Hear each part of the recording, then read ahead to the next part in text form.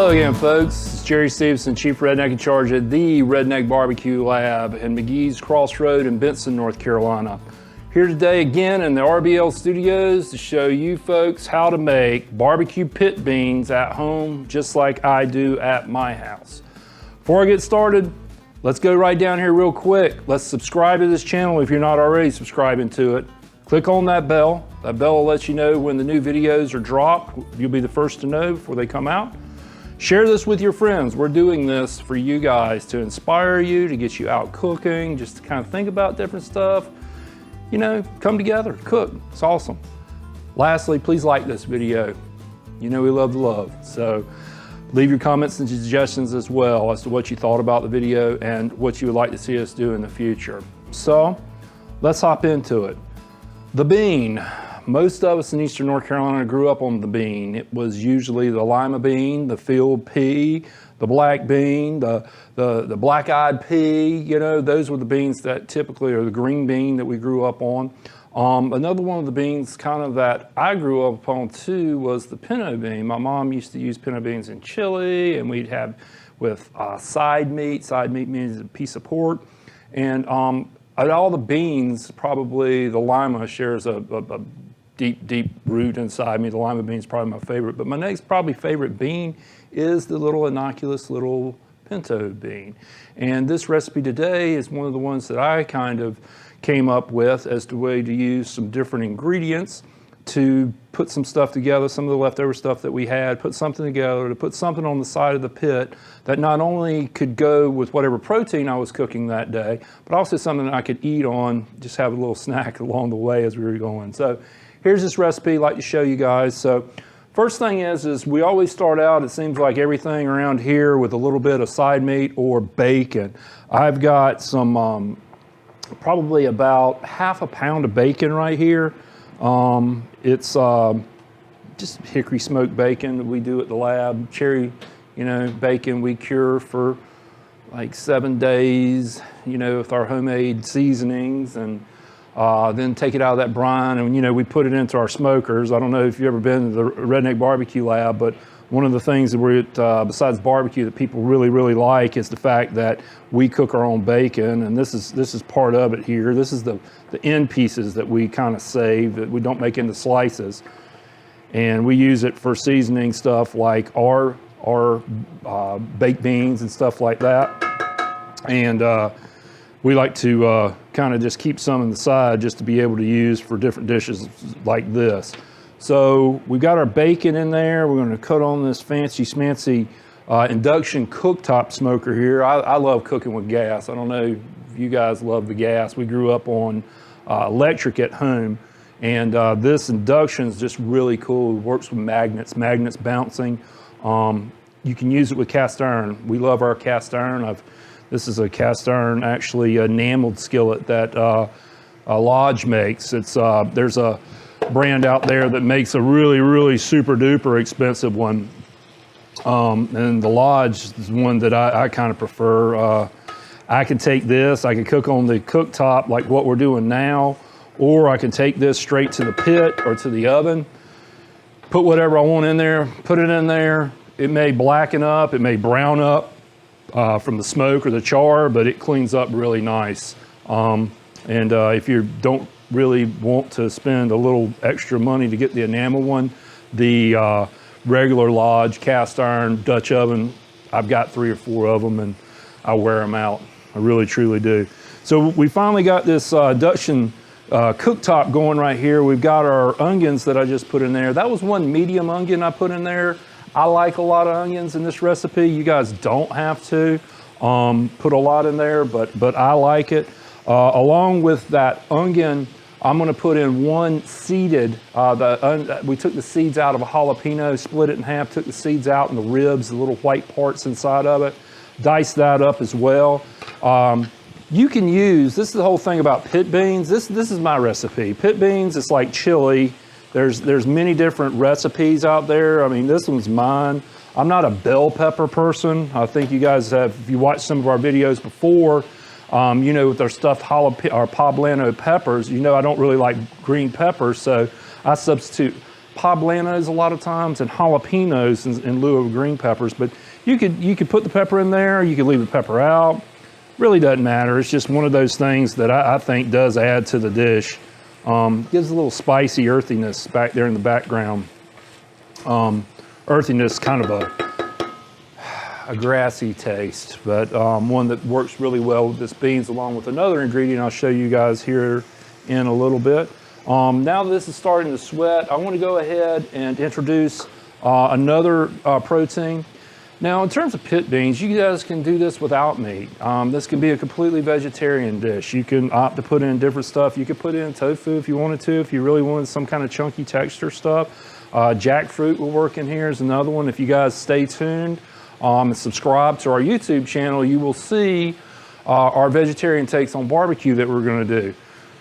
Some of y'all might have just fell on the floor when I said that. Vegetarian barbecue? Yeah, actually, believe it or not, a lot of times with vegetables and a lot of the soy-based products that they have out there are really good canvases to make some really, really good barbecue with. And remember, barbecue is defined it's not a protein. A barbecue can be a vegetable, it can be a protein, it can be seafood, it can be pretty much whatever you want it to be on a grill or a smoker. And stay tuned. Like I said, subscribe to our channel. Further down the line, you will see some vegetarian barbecue made courtesy of me being a person who's omnivore. I love my meat just as good as I love my vegetables when it comes to cooking. So our meat's got going right there. The second component protein that we want to put into this that I like in mine is something I found in my travels down in the southeast in Louisiana. This is some andouille sausage that I cut up. A lot of times around here you'll see beans made. Folks will use hot dogs. And like I said, it's just a texture thing. The beans are really soft. You get something like tofu or a hot dog gives you kind of a different texture thing. It's a little springy, you know, and maybe you have some onion in there. It's not quite done. You got a little bit of texture still to it. So like I said, it just gives you another layer of flavor here. So I've got all this going, sweating down, smelling really good. That's one thing you can't tell here in Smell-O-Vision Studios. And here are some pinto beans I cooked. Now these pinto beans, let me tell you how I did these. I soaked them overnight, drained the water. Now you could take these beans and put these in there raw, but this is one of the really cool things that I've been kind of using here as kind of not really a cheat sheet, but something that is new of something that is old, and old being a pressure cooker. I used an Instapot to make these beans. I know a lot of people are like, well, that's, you know, you should do them in the pits and everything like that. Well, the worst thing that can happen when you do pit beans is to cook these beans and they're not all the way done, they got crunch. That's the one texture component you don't want in your pit beans, is that you don't want your beans to have crunch. One of the things I've found with the Instapot is in 20 minutes, I can take those beans, those dried beans that I have, and soak them and, you know, take them out of the soak, put them into this Instapot. 20 minutes later, they're cooked. They still got texture to them. They're done. And like I said, some folks may say, well, that's cheating. But I just say, well, that's one of the things I think sometimes that I've learned along the way is sometimes you have to adapt and overcome with some of this stuff. All right, give this a quick mix. I think it was the Cajun chef Justin Wilson said, every time you put in an ingredient, you should mix it. I think it was Justin Wilson. You guys remember the ooh-wee guy? When I was a little kid, I grew up on that. I'm gonna put in a little bit of garlic. Now, you know, this is one of the things with me. I love garlic, but one of the things I don't like about garlic is when I burn garlic. A lot of my recipes that you'll see me do, I fail to put the garlic in initially. I put it in on the backside. I like to not sweat it out, but I like to boil out the oil. So that's exactly what I'm doing here. Just putting a little bit of minced garlic in. And it doesn't have to be fine minced. It can be just a rough chop. And you just don't want big chunks. Give it another stir. It's all kind of coming together.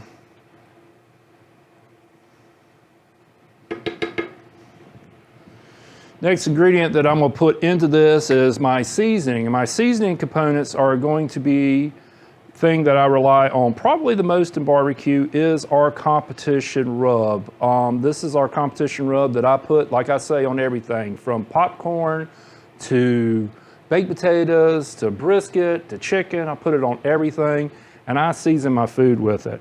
I'm going to put probably about a tablespoon in this, which is kind of heavy. You may want to put less in there. But this has pretty much got all the spice ingredients that I would want in this dish. And you can always add a little bit later on, a little bit more. So I don't know if I told you folks this, but that was 4 cups of beans I put into this mixture. Next thing I want to put in there, our next seasoning is this is our Redneck BBQ Lab Grand Champion sauce. This is a little bit, it gives me a little bit of a sweetness, a little bit of the smokiness. This is the Grand Champion sauce. This is the one that I primarily use on my brisket and my beef. A lot of folks use this on macaroni and cheese.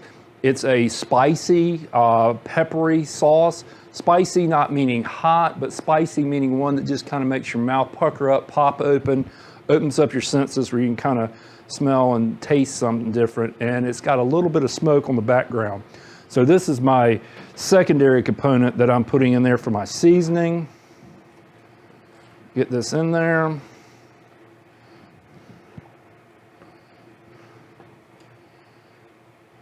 All right. Next component I want to put in there is I want to put in a little bit of water. This is something that I add as I go. I'll put in a little bit of water. I just want it sort of thin. I don't want it super thin. So I put in roughly about 4 ounces of water into this and get it just kind of worked out. We're going to cook this uncovered. You're going to periodically, like about every 15 minutes or so, when I go look at my pit, and I know a lot of people say, well, if you're looking, you're not cooking. Well, forget that. That's not true. If you're looking, you're not making mistakes. So about every 15 minutes, I'm going to come in here and take my spoon and just give this a stir and make sure that it's all not sticking to the bottom, and some of the brown bits with the smoke that's on top get pulled into the bottom. And I'll work on this probably for about an hour. Very last thing that I'm going to put into here, this is cilantro stems. The stems are something a lot of times when we're using cilantro, the cilantro oil is inside these, and these are something that I can remove later on. I just kind of, you'll be able to tell later on, they won't break apart or anything. But that gives it another different note on the background that I like. That's kind of that Spanish influence, South American influence, Central American influence that I've grown to love and enjoy around here cooking. So there you have it. We got these beans together, got it all stirred. I'm now going to take these beans and put it onto a smoker that I've got smoking at 250 degrees. We'll probably leave it on there for about an hour. About every 15 minutes, I'm going to go there and give it a stir. This stuff's already done basically, but all I'm trying to do is trying to get all the oils out, get all these flavors kind of meld together. So we're going to take this, I'm going to lug it out there to the smoker, put it in the smoker, leave it on there about every 15 minutes, give it a stir. After about an hour, check it, make sure my seasoning's right, then we'll be ready to eat. Okay folks, we're back, RBL Studios here. Our pit beans are done. They were in for probably about an hour and a half in our barbecue pit. It was about 275 degrees. We had it on cooking with some other stuff we were cooking today. Turned these over a few times. They reduced probably about an inch right here. The smell right now is making my mouth water, which beans should do to folks like me who love beans. And I'm ready to tuck into a bowl of these just to kind of see what they are. But before I tuck into this bowl of beans here, nice hot bowl of beans, let's recap. We started out by about a half a pound of bacon, our homemade Redneck BBQ Lab bacon we diced up, along with some onion and some jalapeno pepper, and kind of let it sweat in here, kind of got it down a little, soften it up a bit. We threw into that some andouille sausage, a link of andouille sausage that we had. Give it kind of a Cajun flavor background with a little bit of that cayenne pepper that we love here in North Carolina. We put 4 cups of beans into this. These were pinto beans that we had pre-cooked. We had used our Instapot to do this. We cooked these beans, you know, we left them in a pot of water overnight and soak, and then we cooked them 20 minutes in that Instapot versus maybe 3 or 4 hours.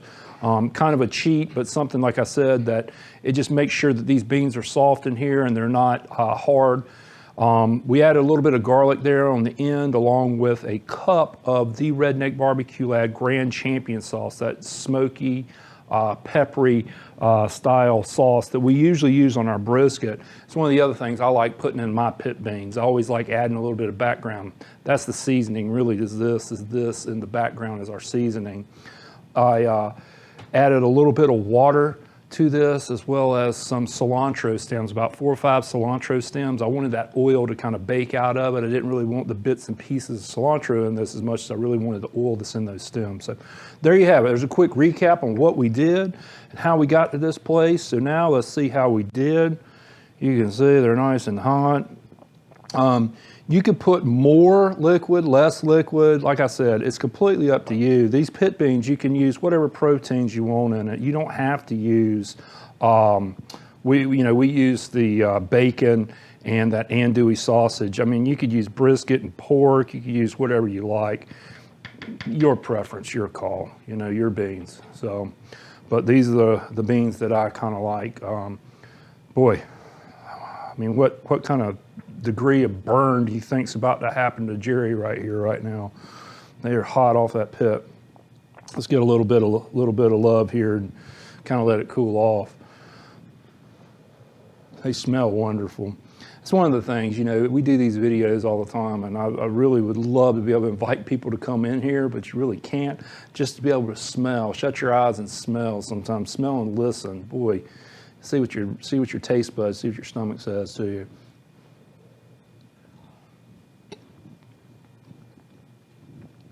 Oh man.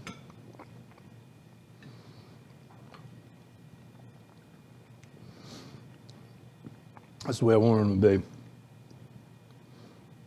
They're hot, got a little bit of heat on the background, they're smoky, the salinity on it's really good.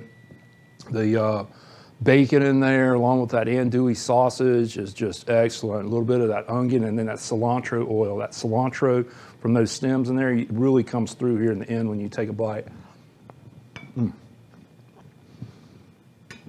I could just eat that with a little bit of cornbread. I'd probably put a little bit more, probably some Texas Pete in this. A little bit of hot sauce to make this hotter. You know, it's hard to tone things down, but you can always make it hotter. But that right there is an excellent bite. Excellent bite. Very happy with this. And hopefully you folks will be too if you try this at home. Like I said, a little bit of patience, a little bit of planning. Throw this in the smoker alongside your beans. It's something, or alongside your pork butt or your brisket, whatever you're cooking. It's something you can eat along the way as a meal. Something you can eat along with your meal too as a nice side dish. This will hold in the refrigerator up a few days, but you can freeze this in vacuum sealed bags, and then just take the whole vacuum sealed bag, put it in some boiling water, and heat this up. I've done it up to 6 months long in my refrigerator. So there's a little pro tip for you guys on this. So anyway, folks, there you have it. Redneck BBQ Lab, pit beans. Now you guys can go make them at home. Well, we appreciate you folks coming here to the RBL studios today and enjoying and watching and seeing what we're doing right here. I'm Jerry Stevenson. I am the Chief Redneck in Charge at the Redneck BBQ Lab, McGee's Crossroad in Benson, North Carolina. I'm here with my friend Mike Baker of Event Webcasting. He's the wizard that puts all this magic on you see around us right now with this video cast. And appreciate you folks. Thanks for y'all. Y'all are the reason we do this. So please go down here right now on this video, like this video, share this with your friends. Let's inspire people to get out and cook. Let's inspire people to create. Let's inspire people to do things together. Subscribe to this channel if you're not already a subscriber, and click on that bell at the same time. That bell will notify you on these new videos. Leave us those comments and suggestions. Let us know what you thought about this, what you'd like for us to do in the future. And as always, you want to find any of these RBL products, these Redneck BBQ Lab products, you can find them here at our website at theredneckbbqlab.com.